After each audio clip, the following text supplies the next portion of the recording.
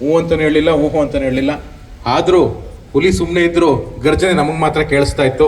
ಹಾಗಾಗಿ ನಮ್ಮ 2003ನೇ ಬ್ಯಾಚಿನ ಎಲ್ಲ ನನ್ನ ಅಧಿಕಾರಿ ಮಿತ್ರರು ಸೇರಿ 75ನೇ ವರ್ಷದ ಹುಟ್ಟುಹಬ್ಬವನ್ನು ಆಚರಿಸುವಂಥ ಒಂದು ಕಾರ್ಯಕ್ರಮನ ನಾವು ಹಮ್ಮಿಕೊಂಡ್ವು.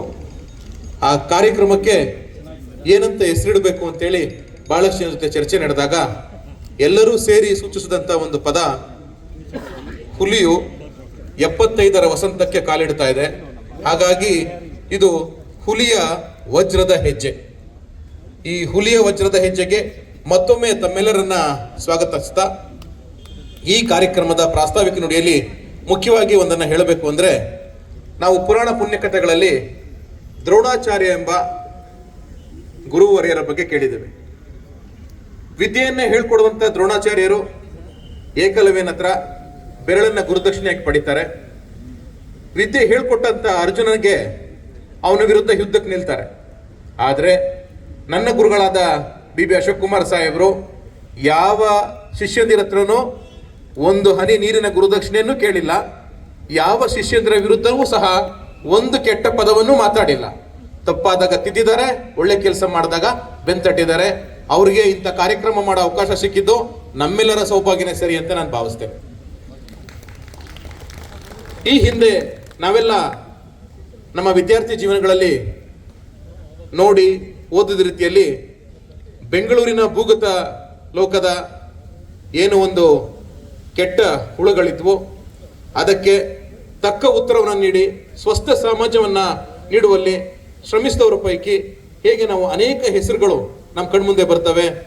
BB ಅಶೋಕ್ ಕುಮಾರ್ ಸಾಹೇಬರು, BK ಶಿವರಾಮ್ ಸಾಹೇಬರು, ಸಂಗ್ರಾಮ್ ಸಿಂಗ್ ಸಾಹೇಬರು, ಪ್ರತಾಪ್ ಸಿಂಗ್ ಸಾಹೇಬರು, KVK ರೆಡ್ಡಿ ಸರ್ ಅವರು, ಮೀಸೆ ನಾಗರಾಜ್ ಸಾಹೇಬರು, ತದನಂತರ ಬಂದಂಥ ನಂಜುಂಡೇಗೌಡ ಸರು, ಬಾಳೇಗೌಡರು ಸರು, ರೇವಣ್ಣ ಸರು ಮತ್ತು ಅಶೋಕನ್ ಸರು, ಇವರು ಎಲ್ಲರ ಮುಡಿಗೆ ಗರಿಯಾಗಂತಿದ್ದವರು ನಮ್ಮ ಪೊಲೀಸ್ ಕಮಿಷನರ್ ಆದ ಶಂಕರ್ ಬಿದ್ರಿ ಸಾಹೇಬರು.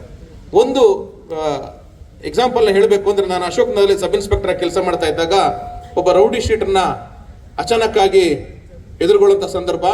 ಆಗ ನನ್ನ ಕೈಲಿದ್ದ ರಿವಾಲ್ವರ್ ಜಾರಿ ಬಿದ್ದಾಗ ಆ ರೌಡಿ ಶೀಟರ್ ಇನ್ನೇನು ರಿವಾಲ್ವರ್ ತೆಗೆದು ಫೈರ್ ಮಾಡಬೇಕು. ಆ ಟೈಮ್ಲಿ ಆ ರಿವಾಲ್ವರ್ ತೆಗೆದು ನಾನು ಆತನಿಗೆ ಫೈರ್ ಮಾಡ್ತೀನಿ.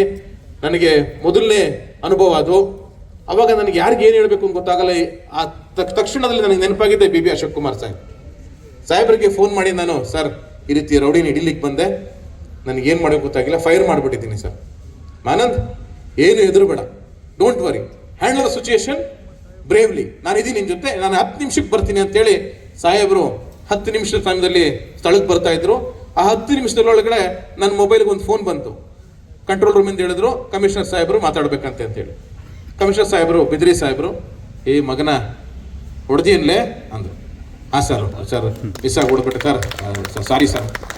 ತಲೆಗೆ ಹೊಡೆದಿ, ಕಾಲು ಹೊಡೆದಿ ಸರ್, ಕಾಲು ಹೊಡ್ಬಿಡಿದೆ. ಮಗನ ತಲೆಗೆ ಹೊಡಿಲೆ ಅಂದ್ರು. ಹಂಗೆ ನಮ್ಮ ಬಿದ್ರಿ ಸಾಹೇಬರು ಅಷ್ಟು ಧೈರ್ಯ ತುಂಬ್ತಾ ಇದ್ರು. ಸೊ ಅಂತ ಗುರುಗಳನ್ನ ಪಡೆದಂತ ನಮ್ಮ 2003ನೇ ಬ್ಯಾಚೆ ಬಹಳ ಪುಣ್ಯವಾದಂಥ ಬ್ಯಾಚು. ಹಾಗಾಗಿ BB ಅಶೋಕ್ ಕುಮಾರ್ ಸಾಹೇಬರ ಈ ಹುಟ್ಟುಹಬ್ಬ ನಮ್ಮೆಲ್ಲರ ಒಂದು ಸೌಭಾಗ್ಯದ ದಿನ ಅಂತ ನೆನೆಸ್ತಾ, ಇಂಥ ಗುರುಗಳು ನಮ್ಮ ಇಲಾಖೆಯಲ್ಲಿ ಇನ್ನೂ ಬಹಳಷ್ಟು ಜನ ಬರಬೇಕು. ಇವರೆಲ್ಲ ಸಮಾಜಕ್ಕೆ ಒಂದು ಉತ್ತಮ ಪೊಲೀಸ್ ಸೇವೆಯನ್ನು ಹೇಗೆ ಕೊಡಬೇಕು ಅಂತ ಮಾರ್ಗದರ್ಶನವನ್ನು ನೀಡಿದಂಥವರು. ಇಂಥವರಿಂದ ನಮ್ಮ ಸಮಾಜ ಸ್ವಸ್ಥವಾಗಿದೆ, ಗಟ್ಟಿಯಾಗಿದೆ, ಮತ್ತೆ ನಮ್ಮ ಪೊಲೀಸರ ಒಂದು ಮರ್ಯಾದೆ ಏನಿದೆ ಅದು ದುಪ್ಪಟ್ಟಾಗಿದೆ.